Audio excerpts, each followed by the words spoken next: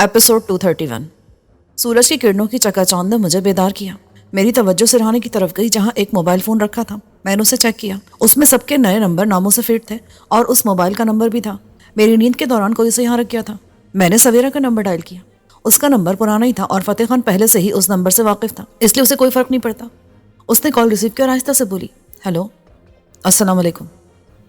मेरी आवाज़ सुनकर वो खिल उठी। कैसे हैं आप? मुझे लग रहा था आप कहीं गए हुए हैं। हाँ, तुम्हें कैसे पता चला? कल फतेह खान का मुझे फ़ोन आया था। वो बहुत गुस्से में था और आपको धमकियाँ दे रहा था। तुमने उसकी बकवास सुनी क्यों? फ़ोन बंद कर देती। मैंने यही किया। मुश्किल से 15 सेकंड की कॉल होगी। इस दौरान में वही बोलता रहा। मैंने तो बाद में मोबाइल भी ऑफ कर दिया था। ठीक किया तुमने। ये बताओ, कोई नई सिम है तुम्हारे पास? हाँ, अब मेरे पास 3 दूसरे सिम्स हैं। तुमने नंबर देख लिया है, इस पर कॉल करो और अब ये सिम फेंक दो। मैंने कॉल काट दी। चंद मिनट बाद एक अजनबी नंबर से कॉल आई। ये सवेरा का दूसरा नंबर था। कैसी हो तुम? हवेली के हालात कैसे हैं? सब ठीक है और मैं भी ठीक हूँ। वो हंसी। आपने क्या पेटू भेजे? उन्होंने तो गांव वालों को भी पीछे छोड़ दिया। मानी और बीतू बच्चे हैं और काम के बच्चे हैं। बीतू के बारे में तो तुम जानती हो, ये मानी नया इजाफा है। जी, मानी ने पूरी हवेली में कैमरे लगा दिए हैं। अब बाबा और गार्ड्स अपनी जगह बैठे बैठे हर तरफ नजर रख सकते हैं। बाबा के बाहर जाते ही हमारे पास आ जाते हैं। जब बाबा हो तो शराफत से मर्दाने में रहते हैं। सफ़ीर, मोना और सादिया कैसे हैं? तीनों ठीक हैं। सफ़ीर भाई की वजह से मोना बहुत खुश है, अलबत्ता सादिया उदास है। यहाँ उसका बंदा भी उदास है। आप नहीं उदास क्या? मैं भी हूँ, लेकिन इस तरह नहीं। शाजी का मसला हल हुआ या नहीं? सवेरा झेप गई, फिर उसने अटक अटक कर बताया।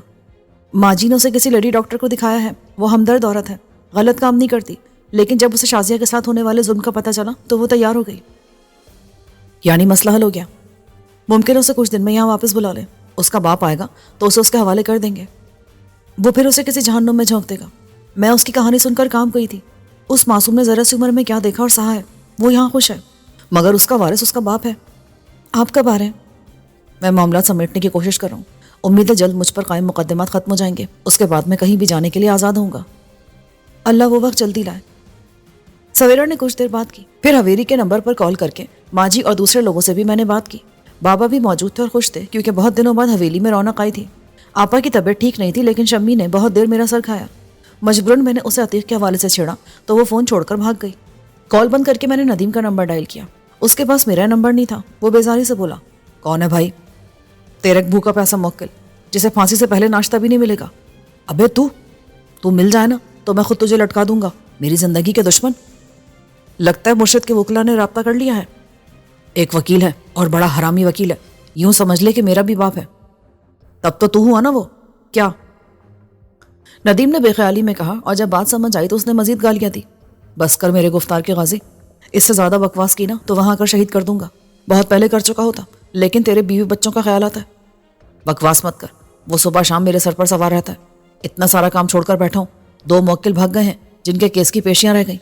आज 2 और भाग जाएंगे, क्योंकि मैं आज भी अदालत नहीं जा सकूंगा। चल यार, एक बार मेरे केसों से छुटकारा मिल जाए ना तो दिल भर के प्रैक्टिस करते रहना और दूसरों को लूटते रहना। नदीम ने कुछ देर की बकबक के बाद बताया कि मुर्शिद का वकील भी उससे कम ना था और वो मामलात को तोड़ मटोड़ कर अपने हक में ले जाने की कोशिश कर रहा था। फिलहाल उसकी कोशिश थी कि तस्वीर में ज़्यादा से ज़्यादा वक्त लगे। मैंने कहा, रुक जा भी, मैं मुर्शिद से बात कर लूँ, फिर उससे मुलाकात करना। देख, अगर तेरे पास उसकी कोई दुखती रग है ना तो उसे ज़रा ज़ोर से दबा और उस हरामी को पिटवा डाल। अगर मेरे हाथ में होता ना तो अब तक ये केस रिफाइल हो चुका होता। तो फिक्र मत कर, मैं बात करता हूँ अभी। मैं नीचे आया तो नाश्ता तैयार हो चुका था। वसीम और अब्दुल्ला डाइनिंग टेबल पर बैठे तबादला ख्याल करे थे। वसीम ने अखबार में किसी जगह का इश्तिहार देखा था। यह रावल चौक के करीब कोई जगह थी। अब्दुल्ला को जल्दी थी, इसलिए वो नाश्ता तकरीबन कर चुका था। उसने वसीम से कहा, मैं फारिग होकर इस जगह को भी देखता आऊँगा, मगर होशियार रहना, फिर कोई अफनान जैसा चक्करबाज गले ना पड़ जाए। मैंने नाश्ते का आगाज़ करते हुए कहा, आपकी हवेली बात हुई है? वसीम ने पूछा, तुम्हें कैसे पता चला? ओह अच्छा, तुम भी किसी को कॉल करे होगे? हाँ, मैं सादिया से बात कर रहा था। मैं तो कह रहा हूँ तुम भी हवेली का चक्कर लगाए हो। अभी यहाँ को ऐसा मामला नहीं है जिसे देखना ज़रूरी हो। मैं भी यही सोच रहा हूँ, लेकिन कहीं अंकल ये ना सोचे कि सबने हवेली का रास्ता देख लिया। बाबा बहुत मेहमान नवाज है और तुम लोग मेहमान नहीं हो। बाबा बहुत खुश होंगे। वो तो अब भी खुश है कि हवेली में कितनी रौनक है। ठीक है, मैं जाता हूँ। मैंने अपने तकरीबन तमाम आदमियों को छुट्टी दे दी है, बस 3 आदमी हैं। ये अच्छा है, जब तक कोई नया ठिकाना ना मिले, भीड़ जितनी कम हो उतना ही अच्छा है। मुझे मुर्शिद से बात करनी है, اس کا وکیل معاملات کو الجھانے کی کوشش کر رہا ہے. یہ کوشش تو وہ مرشد کی ہدایت پر کر رہا ہوگا نا, ورنہ اس کی اپنی اتنی جرأت کہاں کہ وہ خود ایسا کوئی کام کر سکے. تبھی مجھے مرشد سے بات کرنی ہے. ناشتہ کر کے میں چائے لے کر اوپر آیا. وسیم میرے ساتھ ہی تھا. لیپ ٹاپ آن کر کے کال والی سائٹ کھولی اور مانی کے اکاؤنٹ سے مرشد کا نمبر ڈائل کیا. اس کے نستعلیق سیکرٹری نے کال ریسیو کی. کون بول رہا ہے؟ مرشد کا والد ثانی جہنم سے بات کر رہا ہوں, اسے یہاں بلانا ہے. شہباز صاحب کہاں ہے مرشد؟ 1 منٹ میں چیک کرتا ہوں. اس نے کال ہولڈ پر کر دی. کچھ دیر بعد مرشد کی آواز آئی. شہباز نام لینے کی ضرورت نہیں ہے, تم اچھی طرح جانتے ہو کہ میں کون ہوں. میں نے تمہاری بات مان لی ہے اور اپنے وکیل کو تمہارے وکیل کے پاس بھیج دیا ہے. ہاں وہ اپنا کام اچھی طرح کر رہا ہے, کیس ری فائل کرنے میں تاخیر کر رہا ہے. وہ اصل میں یہ قانونی مسائل ہیں اور میں ان سے زیادہ واقف نہیں ہوں. حالانکہ قانون کو تم جیسے لوگوں نے موم کی ناک بنا رکھا ہے, اپنی مرضی سے اسے توڑتے مروڑتے رہتے ہو. مجھے بیوقوف مت بناؤ, میں پہلے خاصا بیوقوف ہوں. اب تم چاہتے کیا ہو؟ مرشد کیس مجھ پر ہے, تم پر نہیں, اور صلح تم چاہتے ہو, میں نہیں. اس لیے ابھی اور اسی وقت اپنے وکیل سے کہو کہ وہ صرف میرے وکیل کی معاونت کرے, اس کے کام میں مداخلت یا فیصلے نہ کرے. وہ ایسا نہیں کر رہا. میری ابھی اپنے وکیل سے بات ہوئی ہے, وہ تمہارے وکیل کی حرکتوں سے بالکل خوش نہیں ہے. ظاہر ہے وہ تمہاری ہدایت کے برعکس تو کچھ نہیں کر رہا ہوگا, اس لیے بہتر ہے کہ تم اسے خود پٹا ڈال دو. دوسری صورت میں میرے پاس کچھ اور آپشن بھی ہیں, تم سمجھ رہے ہو نا؟ تم نادر کا حوالہ دے رہے ہو. میں نہیں جانتا کہ تم نادر کی بات کیوں کر رہے ہو, لیکن تم میری بات سمجھ رہے ہو. تمہارے پاس 2 دن ہے. اپنے وکیل سے کہو کہ وہ ندیم کے کام میں کوئی مداخلت نہ کرے اور پرسوں تک کیس لازمی ری فائل کر دیے جائیں. میں تبھی تم سے فیصلہ کن بات کروں گا. امید ہے اگر معاملہ درست سمت میں چلتے رہے تو ہم دونوں کے مسائل حل ہو جائیں گے. ٹھیک ہے, میں اپنے وکیل سے کہتا ہوں کہ وہ تمہارے وکیل کی ہدایت کے مطابق کام کرے اور اس کے کام میں ٹانگ بھی نہ اڑائے. ٹھیک ہے. مرشد نے بادر ناخواستہ کہا. سنا تمہارا خاص آدمی زخمی ہے, اس کی حالت کیسی ہے؟ فاضلی ٹھیک ہے, 1-2 دن میں وہ چلنے پھرنے لگے گا. نہ اسے کہو اتنی جلدی کیا ہے, اس بار اسے ہمیشہ کے لیے لٹانا ہے. شہباز اب اسے بھول جاؤ, وہ کبھی تمہارے راستے میں نہیں آئے گا. وہ کتے کی دم ہے, کسی 100 برس بھی نلکی میں رکھو نا تو وہ ٹیڑھی رہے گی, اور فاضلی تو اتنا ٹیڑھا ہے کہ نلکی ٹیڑھی ہو جائے گی, اور تم کہہ رہے ہو کہ وہ کبھی میرے راستے میں نہیں آئے گا. میں اسے سنبھال لوں گا. سنبھال لو گے؟ وہ تمہارا ملازم ہے یا تمہاری اولاد جو تم اسے سنبھال لو گے؟ مرشد کو اپنی لاشعوری غلطی کا احساس ہوا. میرا مطلب ہے کہ وہ میری مرضی کے بغیر کچھ نہیں کرے گا. یہی تو میں کہہ رہا ہوں کہ تمہارے آدمی تمہاری مرضی کے بغیر کچھ نہیں کرتے, اس لیے اگر ان کی طرف سے کوئی کارروائی ہوئی تو وہ دراصل تمہاری طرف سے سمجھی جائے گی. میں نے اسے خبردار کیا اور کال بند کر دی. وسیم غور سے سن رہا تھا کیونکہ میں نے لیپ ٹاپ کے اسپیکر آن کر دیے تھے. اس نے کہا, مرشد خود کتے کی دم ہے, یہ اتنی آسانی سے ماننے والا نہیں ہے. میں نے کل تک کی وارننگ دی ہے. مجھے یاد آیا ایک بار میں نے تم سے کہا تھا کہ مرشد کے خاندان کے دوسرے افراد کا پتہ چلاؤ جن سے مرشد کی ٹھنی ہوئی ہے. اس کے چچا کے بیٹے ہیں, میرا خیال ہے 3 یا 4 ہیں, مگر ان میں مرشد کا حریف ارشاد علی ہے. وہ اس کے چچا کا سب سے بڑا بیٹا ہے اور مرشد کے خلاف وہی سرگرم ہے. تب اس سے رابطہ کرنا چاہیے. میں نے اس کے بارے میں معلوم کرا ہے. یوں سمجھ لے کہ یہ مرشد کا دوسرا ایڈیشن ہے. اتنا ہی خبیث اور صفاک انسان ہے. اس سے کسی قسم کا تعلق سوچ سمجھ کر کرنا ہوگا, ورنہ بعد میں ایسا نہ ہو کہ مرشد کی جگہ یہ سنبھال لے. مرشد ایک آدمی ہے, جبکہ ارشاد کے 3 بھائی اور بھی ہیں. اس لحاظ سے وہ مرشد سے زیادہ طاقتور ہو سکتے ہیں. فی الحال تو مرشد ان پر حاوی ہے کہ گدی اس کے پاس ہے اور اس کے اندھے مرید صرف اس کا اشارہ سمجھتے ہیں. ارشاد اور اس کے بھائی صرف آمدنی میں حصے دار ہیں. تب مرشد ان کا صفائی کیوں نہیں کر دیا؟ اس کی مجبوریاں ہیں. ارشاد اور اس کے بھائی اتنے کمزور بھی نہیں ہیں. دولت اور کرائے کے بدماشوں کی ان کے پاس کمی نہیں ہے. درگاہ مرشدیہ سے کچھ ہی دور ان کی جاگیر ہے. مرشد کی اولاد ہے بے شمار. جائز اولادوں کی تعداد 1 درجن ہے. 3 بیویاں ہیں اور فاضلی جیسے تو نہ جانے کتنے ہوں گے, لیکن اس کے بچے بھی چھوٹے ہیں. سب سے بڑا لڑکا شاید اسکول میں ہے. مرشد غالباً اس وقت کا انتظار کر رہا ہے جب اس کے بیٹے بڑے ہو کر اس کا دست و بازو بن جائیں گے. تب تک وہ اپنے شریکوں کو چھوٹ دے رہا ہے. ممکن ہے, لیکن اس وقت وہ پھنسا ہوا ہے اور شاید ہمارا کام بن جائے. کیا اس پر دباؤ بڑھانے کے لیے اور کچھ نہیں کیا جا سکتا؟ میں نے پوچھا تو وسیم سوچ میں پڑ گیا. کیا تو جا سکتا ہے. مرشد اور اس کے چچا زادوں میں دشمنی بھڑکائی جا سکتی ہے. کوئی ڈرامہ کر کے؟ بالکل. مصنوعی حملہ کیا جا سکتا ہے جو لگے کہ مخالف پارٹی کی کارروائی ہے. بس تو اس پر غور کرو. ہمیں جلد از جلد کچھ کر گزرنا چاہیے. مرشد پر جتنا پریشر بڑھے گا وہ صلح کی طرف اتنا ہی مائل ہوگا. مجھے مہرو اور کرنل کا خیال آیا جنہیں ہم ایبٹ آباد میں چھوڑ کر آئے تھے. وہاں کرنل کو طبی امداد مل گئی ہوگی. میں نے آج کے اخبارات منگوائے اور کرنل کے بارے میں ایک جگہ مختصر سی خبر مل گئی. عبد الرحمان نامی شخص کو ایبٹ آباد کے اسپتال لایا گیا تھا جو شدید زخمی تھا. اسے کئی گولیاں لگی تھیں لیکن آپریشن کے بعد اس کی حالت بہتر تھی. فی الحال وہ پولیس کو بیان دینے کے قابل نہیں تھا. اس کے ساتھ اس کی بیوی کا کہنا تھا کہ وہ تفریح کرنے کے لیے یہاں آئے تھے کہ نامعلوم افراد نے ان پر حملہ کر کے اس کے شوہر کو شدید زخمی کر دیا. بیوی کا کہنا تھا کہ ان کی کسی سے دشمنی نہیں ہے اور شاید یہ ڈکیتی کی واردات تھی۔ فائرنگ کے بعد ڈاکو بوکھلا کر فرار ہو گئے۔ مہرو نے عقل مندی سے بیان دیا تھا، اس نے کہیں بھی ہمارا یا فتح خان کا نام نہیں لیا تھا، مگر یہ خبر اخبار میں آ گئی تھی۔ مہرو اور کرنل کے لیے مشکل ہو سکتی تھی کیونکہ فتح خان ان کا دشمن بنا ہوا تھا، وہ ان کے خلاف کارروائی کر سکتا تھا یا پھر پولیس کو کرنل کی اصلیت بتا سکتا تھا۔ پولیس یا کوئی ایجنسی کرنل کو گرفتار کر لیتی، وہ ایک غیر ملکی تھا اور بنا کسی جواز کے پاکستان کی سرزمین پر تھا۔ یہاں اس کی ذات سے کئی جرائم بھی وابستہ تھے، جن میں سب سے سنگین جرم بھارتیوں کی مدد تھی۔ اس لحاظ سے کرنل اب بھی شدید خطرے میں تھا۔ اگر اس کی اصلیت کھل جاتی تو اس کی ساری عمر جیل میں گزرتی یا وہ کسی نامعلوم قبر میں دفنا دیا جاتا۔ اس کے ساتھ ساتھ مہرو بھی لپیٹ میں آ جاتی۔ اگرچہ کرنل نے مجھے 2 بار بھارتیوں کے حوالے کیا یا کرنے کی کوشش کی، لیکن اس کے باوجود میں سمجھتا تھا کہ اس کا جرم اتنا سنگین نہیں تھا۔ وہ اصل میں بریف کیس حاصل کرنے یہاں آیا تھا۔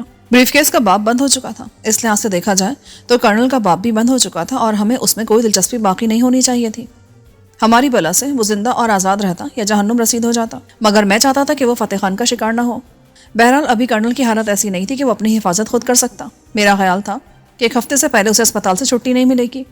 اس کے زخم بھرنے اور توانائی بحال ہونے میں اتنا وقت تو لگ ہی جاتا۔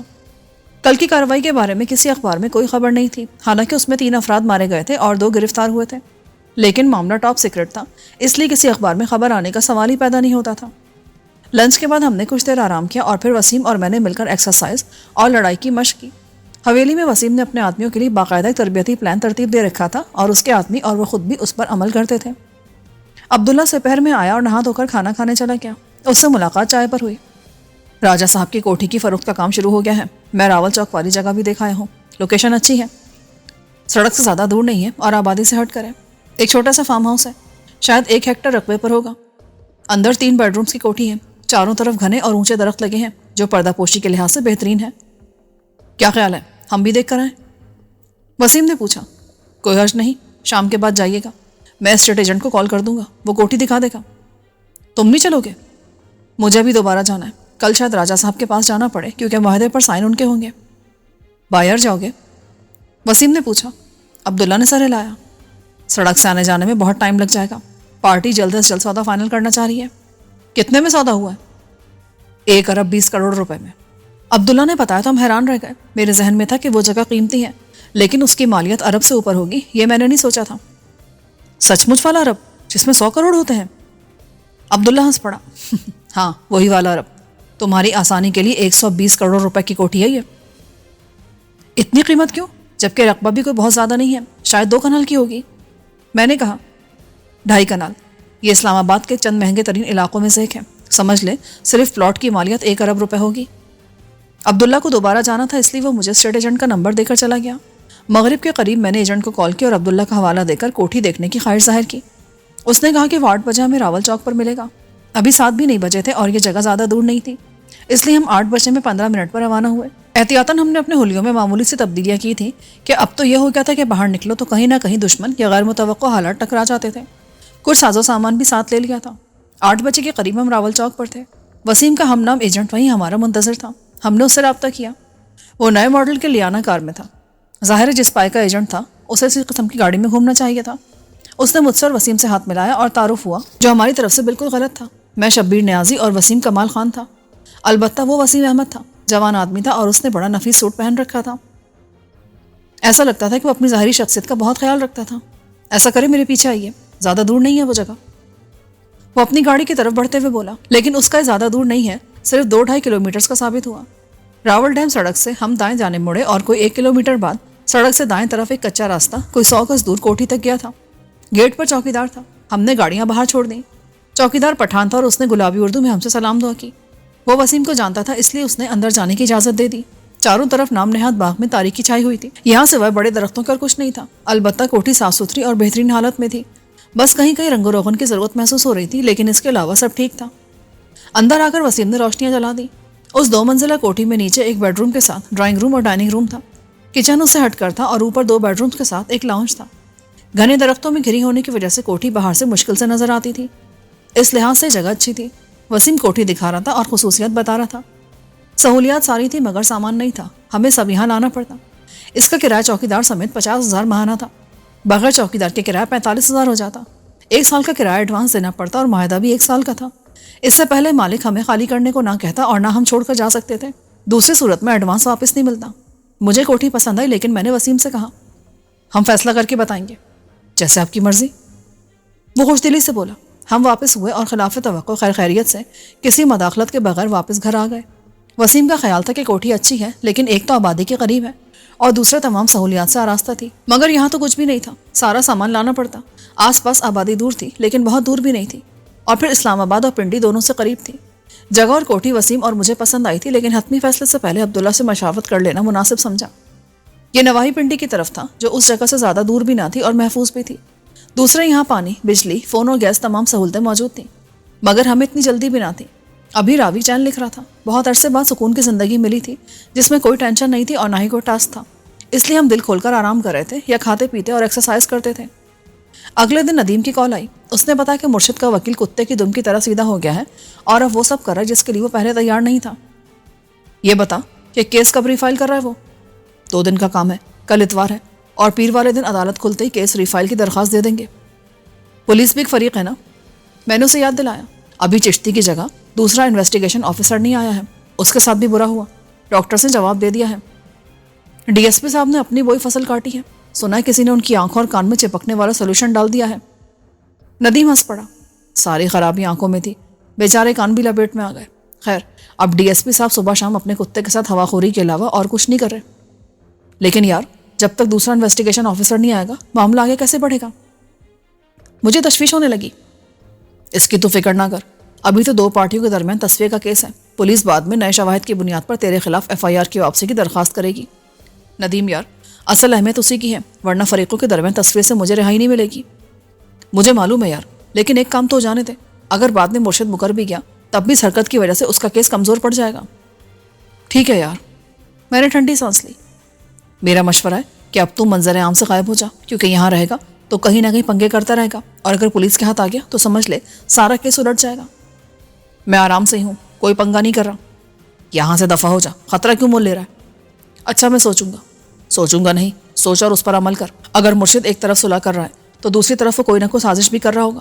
اس کی دکھتی رکھ تیرے ہاتھ میں ہے اس لیے وہ کیس تو واپس لینے پر مجبور ہے لیکن ساتھ اس کی کوشش بھی ہوگی کہ کسی طرح تو اس کے یا پولیس کے ہاتھ آ جائے تو بازی اس کے ہاتھ میں آ جائے. یہ کیس بھی کافی ہے لیکن پولیس کی تحویل میں تیرے خلاف نئے کیس بنانا کوئی مشکل کام نہیں ہے. میں نے اسے یاد دلایا. میں باہر نہیں جا سکتا. شمال میں کیٹو سے جنوب میں بحیرہ عرب تک بہت سی جگہ ہیں جہاں تو اپنی منحوس شکل چھپا سکتا ہے. دیکھ اللہ اللہ کر کے یہ موقع آیا ہے. اسے حماقت سے گنوا مت. میں ندیم کی بات سے متفق تھا کہ یہ موقع بڑی مشکل سے آیا ہے لیکن میں یہاں سے جانے والی بات سے متفق نہیں تھا. اگر میں چلا جاتا تو میدان مرشد کے لیے خالی رہ جاتا. اور صرف میری ذات تو نہیں تھی. اس میں اور 10 مسئلے بھی تھے. میرے ساتھی اور میرے دوسرے دشمن بھی تھے. نادر ہماری تحویل میں تھا. وہ اسی کوٹھی کے کمرے میں بند تھا جہاں اس کی دیکھ بھال ہو رہی تھی اور ہر دوسرے دن ایک ڈاکٹر اسے دیکھنے آتا تھا. اس کا بندوبست عبداللہ نے کیا تھا مگر اسے معلوم نہیں تھا کہ وہ کہاں اور کس کی تحویل میں ہے. میں نے وسیم اور عبداللہ سے ندیم کی تجویز کے بارے میں بات کی اور اپنا خیال پیش کیا. وسیم نے کہا ندیم ٹھیک کہہ رہا ہے لیکن آپ کا کہیں روپوش ہو جانا مسئلے کا حل نہیں ہوگا. آپ کی موجودگی کی دہشت ہے جو مرشد کو تصفیے پر مجبور کری ہے ورنہ وہ پھر کسی شرارت پر اتر آئے گا. ہاں اس کا کوئی بھروسہ نہیں ہے. عبداللہ نے حمایت کی. آپ باہر آنے جانے میں احتیاط کریں لیکن یہیں رہیں. آپ نے کوٹھی دیکھ لی. اگر پسند آ گئی ہے تو آپ وہاں شفٹ ہو سکتے ہیں. فی الحال تو وہاں کچھ نہیں ہے. سارا سامان لے جانا پڑے گا. یہ بتاؤ اسٹیٹ والا قابل اعتماد ہے؟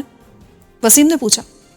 ہاں راجہ صاحب کی جائیداد کا ایجنٹ یہی ہے. میرا اس سے 5 سال سے تعلق ہے. ویسے ضروری نہیں کہ یہی کوٹھی لی جائے. ہم اشتہار بھی دیکھ سکتے ہیں. اشتہار سے ڈر لگتا ہے کہ کہیں کو پھر نہ ٹکرا جائے. عبداللہ نے ہنس کر کہا ہر بار تو کوئی نہیں ٹکرے گا نا. وسیم نے اسے گھورا. اتوار کے دن کئی اخبارات آئے تھے. میں اور وسیم وہ لے کر بیٹھ گئے. عبداللہ ایک دن پہلے ہیلی کاپٹر پر جا کر راجہ صاحب سے فروخت کے کاغذات پر دستخط کرا لایا تھا. اسے آنے اور جانے میں 2 گھنٹے سے زیادہ کا وقت نہیں لگا تھا جبکہ سڑک کے راستے صرف جانے میں 10-12 گھنٹے کا سفر بنتا تھا. خریدار کا وکیل عبداللہ کے ساتھ کیا تھا.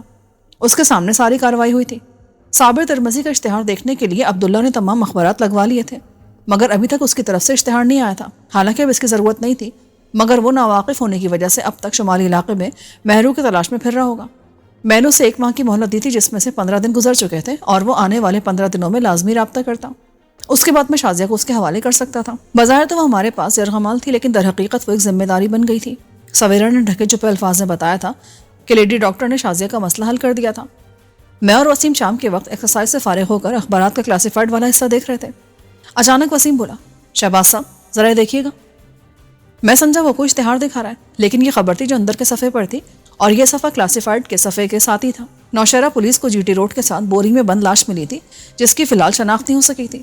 شناخت کے لیے پولیس نے لاش کی تصویر شائع کرائی تھی۔ اس اخبار نے خبر کی اہمیت کے پیش نظر اسے صفحے کے اندر جگہ دی تھی۔ میں لاش کی تصویر دیکھ کر چونکا۔ اگرچہ چہرے پر زخموں کے نشانات تھے، لیکن پھر بھی صابر کا چہرہ پہچانا جا رہا تھا۔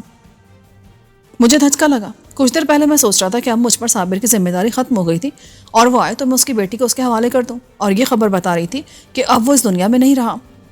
یار، یہ تو صابر لگ رہا ہے۔ جی، میں بھی اسی وجہ سے چونکا تھا۔ اگر یہ سچ مچ صابر ہے تو اس کے قتل میں کس کا ہاتھ ہو سکتا ہے؟ لازمی بات ہے کہ مرشد کا۔ اسے صابر کی تلاش ہوگی، اور اس کے آدمیوں نے صابر کو تلاش کر لیا ہوگا۔ اگر صابر مرشد کے ہاتھ لگا ہوگا تو اسے پتہ چل گیا ہوگا کہ آپ نے صابر کو مہرو کی تلاش میں روانہ کیا تھا۔ ہاں، یقیناً اسے پتہ چل گیا ہوگا۔ تب تو مہرو بھی خطرے میں ہوگی۔ وسیم نے کہا، مرشد نہیں جانتا کہ مہرو کہاں ہے۔ دیکھیے، اگر صابر پرسوں تک زندہ تھا تو لازمی بات ہے کہ وہ یہاں واپس آتے ہوئے مرشد کے آدمیوں کے ہاتھ لگا ہے۔ اس لحاظ سے وہ مہرو کے بارے میں بھی اپڈیٹ ہو سکتا ہے۔ اس نے قبیلے والوں کو پکڑا ہو اور انہوں نے صابر کو بتا دیا ہو کہ مہرو واپس جا چکی ہے۔ اگر اس نے بھی اخبارات دیکھے ہوں گے تو کرنل والی خبر اس کی نظروں سے بھی گزری ہوگی۔ اس کا مطلب ہے اسے مہرو کو پتا ہوگا، اور وہ مرشد کو بتا سکتا ہے۔ مرشد بریف کیس کے چکر میں اسے اٹھوا لے گا۔ وسیم کا تجزیہ قابل غور تھا، لیکن اس سے بھی زیادہ قابل غور بات یہ تھی کہ ہم کرنل یا مہرو کے لیے کچھ نہیں کر سکتے تھے سوائے نیک تمنا رکھنے کے۔ اگر ان کی تقریر میں مرشد سے بچنا لکھا تھا تو وہ بچ جاتے، ورنہ مارے جاتے۔ ویسے مجھے امید تھی کہ ہوش میں آتے کرنل اپنے اور مہرو کے تحفظ کا بندوبست کر لے گا۔ وہ ان لوگوں میں سے تھا جو ہر صورتحال کا مقابلہ کرنے کے لیے تیار ہوتے ہیں اور کبھی بے بس نہیں ہوتے۔ صابر کے لیے دعائے مغفرت کے بعد ہمیں شازیہ کا خیال آیا۔ یار وسیم، سویرا کہہ رہی تھی کہ شازیہ حویلی میں رہ جائے۔ اس کی خواہش اس طرح پوری ہو گئی، اب اس کا اس دنیا میں کوئی خونی رشتہ باقی نہیں رہا۔ اس تک یہ خبر کیسے پہنچائی جائے؟ ابھی تو ضرورت نہیں ہے، کچھ عرصے بعد میں ماجی سویرا سے کہہ دوں گا، وہ خود اسے بتا دیں گے۔ ہاں، ابھی اسے ایک اور صدمہ برداشت کرنا پڑا ہے۔ وسیم کا اشارہ اس کے مسئلے کی طرف تھا، اور یہ ہر عورت کے لیے نہایت حساس اور نفسیاتی قسم کا مسئلہ ہوتا ہے۔ میں نے وسیم سے کہا، پولیس تک صابر ترمزی کی شناخت پہنچا دینی چاہیے، ورنہ وہ اسے نامعلوم قرار دے کر دفن کر دیں گے۔ میں عبداللہ سے کہتا ہوں، وہ یہ کام بہتر طور پر کر لے گا۔ وسیم نے سر ہلایا اور عبداللہ کو کال کرنے لگا۔ اسے صابر کے بارے میں بتایا اور پھر پولیس کو انفارم کرنے کے لیے کہا۔ کچھ دیر بعد میرے موبائل کی بیل بجی۔ ندیم کی کال تھی۔ ہیلو یار، میرے پاس ابھی کسی ارشاد علی کی کال آئی ہے۔ وہ خود کو مرشد کا چچا زاد کہہ رہا ہے۔ کیا کہہ رہا تھا وہ؟ ایک تو کہہ رہا تھا کہ مرشد ہم سے دھوکہ کر رہا ہے، کیس ریفائل کرا کر وہ شہباز یعنی تجھے منظر عام پر ڈالنا چاہتا ہے تاکہ اچانک تیرا پتہ صاف کر دے۔ میں نے کہا کہ بسم اللہ، خادم کیا کر سکتا ہے سلسلے میں؟ تو بہک رہا ہے۔ میں نے اسے ٹوکا، بس یار، تجھ سے چھٹکارے کا سن کر جذباتی ہو گیا تھا، پر اپنے ایسے نصیب کہا۔ بہرحال دوسری بات اس نے یہ کی کہ وہ تجھ سے بات کرنا چاہتا ہے۔ تو نے میرا نمبر دے دیا۔ میں شوہر ہوں، گھامڑ نہیں۔ میں نے کہا کہ سرکار شہباز تو کچھ عرصے سے مرشد کے سینگوں کی طرح غائب ہے، پتہ نہیں کہاں چلا گیا۔ آپ اپنا نمبر دے دیں، اگر اس نے مجھ سے رابطہ کیا تو میں اسے آپ کا نمبر دے دوں گا۔ اس نے دیا؟ ہاں، نوٹ کر لے، مگر فوراً رابطہ مت کرنا، ورنہ وہ سمجھ جائے گا کہ میں تجھ سے مستقل رابطے میں ہوں۔ تیرا مطلب ہے کہ اس کے پیچھے مرشد بھی ہو سکتا ہے؟ بالکل، وہ اس کا حریف ہے تو کیا ہوا، وہ تجھے گدی کا دشمن بھی بنا سکتا ہے۔ اس صورت میں ارشاد اس کی مدد پر راضی ہو سکتا ہے۔ ٹھیک ہے، دیکھتے ہیں اسے بھی۔ تو کل کیس ریفائل کر رہا ہے نا؟ ہاں، صبح پہلا کام یہی کرنا ہے، اس کے بعد دیکھتے ہیں کہ کیا صورتحال بنتی ہے۔ اور ہاں، چشتی کا جانشین آ گیا ہے، کوئی D S P Sher Shah ہے۔ یہ تو کراچی کی کباڑی مارکیٹ کا نام ہے۔ کچھ پتہ کس قسم کا آدمی ہے؟ یار، تیرے کیس کے لیے جو بھی آئے گا نا، وہ مرشد کا ہی آدمی ہوگا، اس سے خیر کی توقع نہیں کی جا سکتی۔ مگر میں معلوم کرتا ہوں، اب ہر کوئی چشتی جتنا حرامی تو نہیں ہوتا نا۔ مرشد کا آدمی ہوگا، مرشد کا آدمی تو ہوگا، لیکن اپنے پیشرو کا حال دیکھ کر عبرت ضرور پکڑے گا۔ یار، انسانوں کو پیغمبر، پیر اور اولیاء ٹھیک نہ کر سکے تو تیری میری کیا اوقات ہے؟ ندیم نے کہا اور فون بند کر دیا۔ میں نے وسیم کو تفصیل بتائی۔ وہ بولا، اس کا امکان ہے کہ یہ مرشد کی چال ہو۔ مرشد کا حریف ہونے کا مطلب یہ نہیں ہے کہ وہ ہمارا حلیف بن سکتا ہے۔ ہو سکتا ہے، اور اس کا بھی امکان ہے کہ ارشاد علی سچ مچ مرشد کے خلاف ہماری مدد چاہتا ہو۔ ہمیں اس معاملے میں خوب سوچ سمجھ کر فیصلہ کرنا ہوگا۔ اگر وہ ہماری مدد بھی چاہتا ہے تو اس کے اپنے مقاصد ہوں گے، اور وہ انہیں حاصل کرنے میں ناکام رہا تو پھر وہ بھی ہمارے دشمنوں کی صف میں شامل ہوگا۔ میں نے آپ کو بتایا تھا نا کہ وہ مرشد سے کم خبیث اور صفاق نہیں ہے۔ اوکے، ابھی اسے ایک طرف رکھتے ہیں، پہلے والے کیس کو دیکھتے ہیں کہ مرشد کو چکر تو نہیں چلا رہا۔ اس کے بعد ارشاد علی سے بات کر کے بھی دیکھ لیں گے۔ یہ دیکھیں، وسیم نے ایک اشتہار میری طرف بڑھا دیا۔ پنڈی کے نواحی علاقے اسلام آباد ایکسپریس وے کے ساتھ ایک مکان بک رہا ہے، مین روڈ کے پاس ہے اور آس پاس کھیت ہیں۔ اشتہار کے مطابق ایک کنال کے اس ایک منزلہ مکان میں 6 کمرے تھے، پانی، بجلی اور گیس کی سہولت کے ساتھ تھا اور عین سڑک پر واقع تھا۔ قیمت 40 لاکھ تھی لیکن کرائے پر بھی مل سکتا تھا۔ ٹھیک لگ رہا ہے، اسے بھی نوٹ کر لو۔ میرے خیال میں اسی طرف دیکھا جائے تو زیادہ بہتر ہوگا۔ یہ ایک بنی گالا میں بھی بنگلہ ہے۔ وسیم نے ایک اور اشتہار دکھایا۔ تم آج ان کے مالکوں سے بات کر لو، ہم کل چل کر دیکھ لیتے ہیں۔ نہیں، میں خود دیکھ لوں گا، دن میں آپ کا باہر نکلنا ٹھیک نہیں ہوگا۔ بھائی میں گھر میں قید ہو کر نہیں بیٹھ سکتا۔ میرے خیال میں ندیم کا خدشہ درست ہے۔ مرشد کے آدمی آپ کو شد و مت سے تلاش کر رہے ہوں گے اور آپ ان کے ہاتھ آ گئے تو سارا کیس خراب ہو جائے گا۔ اس بار مرشد آپ کو پولیس کی تحویل میں دے دے گا اور جیل کے اندر آپ کے ساتھ کچھ بھی ہو سکتا ہے۔ اس لیے میری بلکہ ہم سب کی درخواست ہے کہ آپ کم سے کم باہر نکلیں اور دن میں نکلنے سے قطعی گریز کریں۔ عبداللہ آنے والے 2 دنوں تک کوٹھی کی فروخت کی آخری کارروائی میں مصروف رہا، حتیٰ کہ قیمت راجہ عمر دراز کے اکاؤنٹ میں منتقل ہو گئی۔ اس دوران میں وسیم نے ان 3 جگہوں کو دیکھا۔ وسیم احمد کی دکھائی کوٹھی پہلے ہی منتخب کر لی تھی۔ اس کے علاوہ وسیم نے اسلام آباد ایکسپریس وے والا مکان بھی کرائے پر حاصل کر لیا۔ یہ کوئی 10-12 کلومیٹر دور تھا اور اس کے آس پاس کوئی آبادی نہ تھی اور نہ ہی کھیت تھے، صرف جنگل تھا جس میں مقامی چرواہے اپنے جانور چرانے آتے تھے۔ مکان پرانا اور ایک ٹیلے پر بنا ہوا تھا اور بہت کم کرائے پر مل گیا تھا۔ وسیم نے اسے 6 مہینے کا معاہدہ کیا اور کرایہ پیشگی دے دیا تھا۔ راول ڈیم روڈ والی کوٹھی کے بارے میں فیصلہ ہوا کہ اس میں مانی اور چند دوسرے لوگ رہیں گے، جبکہ دیہی مکان میں وسیم اپنے آدمیوں کے ساتھ ڈیرا جمائے گا۔ مکانات کا معاملہ طے ہو جانے کے بعد اس نے ایاز اور اپنے آدمیوں کو بلوا لیا تھا اور ان کی مدد سے دونوں مکانوں کو ضرورت کے مطابق فرنش کرایا اور سامان پہنچا دیا تھا۔ ایاز بہت دنوں بعد ملا تھا اس لیے پرجوش تھا۔ اس نے شرماتے ہوئے اطلاع دی، اللہ نے خوشخبری دی ہے جی۔ لو بھائی، یہ تو لگ گیا کام سے، ایک ہم ہے کہ فراق کے دن کاٹ رہے ہیں۔ وسیم نے ٹھنڈی سانس بھر کر کہا، یار تب تمہیں شاہین کے پاس رہنا چاہیے تھا، بلکہ ایسا کرو یہاں کے کام نمٹا کر واپس چلے جاؤ۔ میں نے ایاز سے کہا، نہیں جناب، خواتین میں رہ کر میں خود بھی خاتون ہوتا جا رہا تھا، ہانڈی چولہا بھی کرنے لگا تھا، اس لیے مہربانی کر کے مجھے یہیں رہنے دیں، ہفتہ 10 دن بعد چکر لگاتا رہوں گا۔ ہاں یار، ایاز کی ضرورت ہے، ہم نے گاڑیاں بدلنی ہیں، یہ کام ایاز کرے گا، لیکن پہلے مکانوں کا معاملہ نمٹ جائے۔ وسیم نے کہا، میرے علی راوی ان دنوں چین لکھ رہا ہے، میرا خیال ہے دیہی مکان چلا جاتا ہوں، وہاں ذرا مصروفیت رہے گی، یہاں تو کرنے کو کچھ بھی نہیں ہے۔ میں نے سردہ بھر کر کہا، وہاں بھی سب ہو گیا ہے، لیکن آپ چین چاہتے ہیں تو آج شام چلیں۔ وسیم نے کہا، مانی اور بیتو کا کیا پلان ہے؟ فی الحال تو ان کا خواتین میں دل لگ گیا ہے، بلکہ مانی کا کچھ زیادہ ہی لگ گیا ہے۔ میں چونکا، کیا مطلب؟ سعدیہ کہہ رہی تھی کہ وہ شازیہ کے دلجوئی میں لگا رہتا ہے، آج کل اسے کمپیوٹر سکھا رہا ہے، اس بہانے اسے کچھ اور سکھا رہا ہے۔ عبداللہ نے معنی خیز انداز میں کہا، اب رہ گا بیتو اور عبداللہ، تو اللہ ان کا بندوبست بھی کرے گا۔ وسیم بولا، مجھے امید ہے کہ اس کے لیے زیادہ انتظار نہیں کرنا پڑے گا، کیونکہ مظلوم خواتین کا ٹھیکہ تو ہمیں ملا ہوا ہے۔ مجھے تو معاف رکھیں، میرے ماں باپ اللہ رکھے موجود ہیں، وہی فیصلہ کریں گے۔ عبداللہ نے کہا، دیکھا ایسے ہوتے ہیں سعادت مند بیٹے۔ عبداللہ، تم نے کبھی اپنے گھر والوں کے بارے میں نہیں بتایا؟ آپ لوگوں نے کبھی پوچھا ہی نہیں؟ میں شرمندہ ہو گیا، سوری یار، ہم نے واقعی کبھی نہیں پوچھا۔ نہیں، میرا یہ مطلب نہیں تھا، ہمیں فرصت سے بیٹھنے کا موقع ہی کب ملا، اور یہ سب تو فرصت کی باتیں ہیں، تو آج فرصت ہی فرصت ہے، اس لیے ہم آج تمہارے گھر والوں کے بارے میں جاننا چاہیں گے۔ عبداللہ کا تعلق کشمیری خاندان سے تھا۔ آزادی کے وقت وہ جموں سے لٹ پٹ کر یہاں آئے تھے اور آزاد کشمیر میں آباد ہوئے تھے۔ عبداللہ کے 4 بھائی اور اتنی ہی بہنیں تھیں، وہ سب سے چھوٹا تھا، اس لیے سب کا لاڈلا تھا۔ گریجویشن کے بعد وہ ملازمت کے لیے یہاں آ گیا تھا اور اتفاق سے اسے پہلی ملازمتی راجہ عمر دراز کے پاس مل گئی۔ اس وقت وہ نائب منتظم تھا اور پھر اس کی صلاحیتوں کو دیکھتے ہوئے سیکریٹری بیگ نے اسے یہاں کے تمام امور کا نگران بنا دیا۔ تمام بھائی بہنوں کی شادی ہو چکی تھی اور اب اس کا نمبر تھا، لیکن وہ فی الحال شادی سے انکار کر رہا تھا۔ میں نے پوچھا، وجہ؟ وہ مسکرا دیا، والد اور والدہ دونوں کی خواہش تھی کہ میں ان کے خاندان میں شادی کروں، لیکن میں ان دونوں لڑکیوں سے شادی نہیں کرنا چاہتا تھا جنہیں انہوں نے پسند کیا تھا۔ ان میں سے ایک لڑکی کی شادی ہو چکی ہے اور دوسری بیٹھی ہے، میں انتظار کر رہا ہوں کہ اس کی بھی ہو جائے تو میں شادی کے لیے ہاں کروں۔ وسیم ہنس پڑا، یہ تو کوئی رسوانی افسانہ لگ رہا ہے۔ ہاں، کیونکہ اس میں کئی خواتین ملوث ہیں۔ عبداللہ نے کہا اور پھر موضوع بدل دیا، سنا ہے مرشد کا کوئی چچا زاد پیدا ہو گیا ہے جو اس کے خلاف ہم سے ملنا چاہتا ہے؟ ہاں، لیکن اس کا بھی امکان ہے کہ یہ مرشد کی کوئی چال ہو، اس لیے فی الحال اس معاملے میں خاموش رہنے کا سوچا ہم نے۔ ویسے تمہاری کیا رائے ہے؟ وہی جو آپ کی ہے، مرشد کے خاندان کا کوئی فرد اس سے کم نہیں ہوگا، ان میں سے کسی سے تعلق بہت سوچ سمجھ کے رکھنا ہوگا۔ ارشاد کے بارے میں وسیم کی رپورٹ ہے کہ وہ کسی بھی طرح مرشد سے کم نہیں ہے، فرق صرف اتنا ہے کہ گدی اور سجادہ نشینی کی قوت مرشد کے پاس ہے، اس لیے وہ سب پر حاوی ہے، لیکن ارشاد اور اس کے 3 بھائی بڑی قوت سے ہیں، ان کے مقابلے میں مرشد اکیلا ہے، نادر ناکارہ ہو چکا ہے اور خود مرشد کے لیے بوجھ بن گیا ہے۔ اس صورت میں اگر مرشد نہیں رہتا تو گدی خود بخود اس کے کزنز کو منتقل ہو جائے گی۔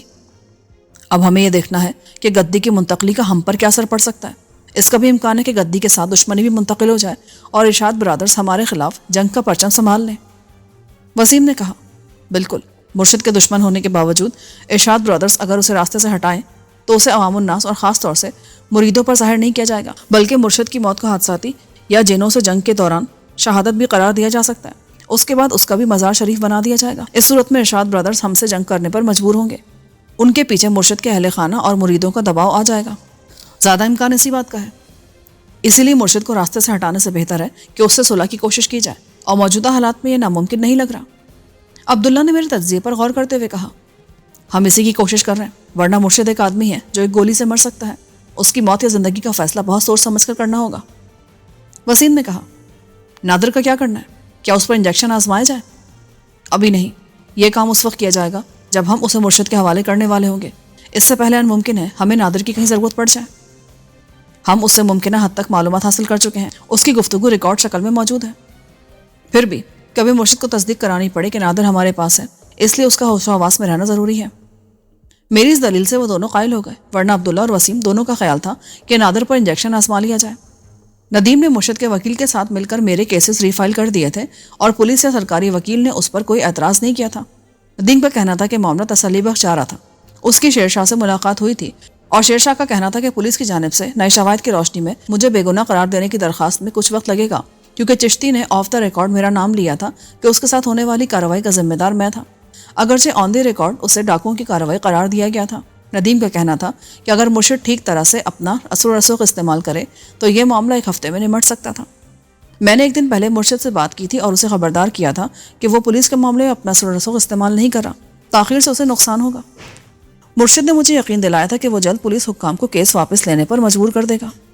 شہباز، تم نہیں جانتے کہ مجھے کتنی شدت سے نادر درکار ہے۔ میرے مریدوں میں ایسی افواہیں بھی پھیلائی جا رہی ہیں کہ میں نے نادر کو مار کر کہیں دفنا دیا ہے۔ اس سے میری ساکھ کو کتنا نقصان پہنچ رہا ہے۔ ویسے تمہاری خواہش تو یہی ہوگی کہ اب اس کے بیکار وجود سے جان چھڑا لی جائے۔ میں نے طنز کیا تو مرشد خاموش ہو گیا۔ اس نے کچھ دیر بعد التجا کی، شہباز، میں تمہیں یقین دلاتا ہوں کہ تمہارے تمام کیسز ختم ہو جائیں گے، اور میں ہر ضمانت دینے کو تیار ہوں کہ تم سے دشمنی بھی ختم کر دوں گا۔ یعنی ابھی تم نے دشمنی ختم نہیں کی ہے؟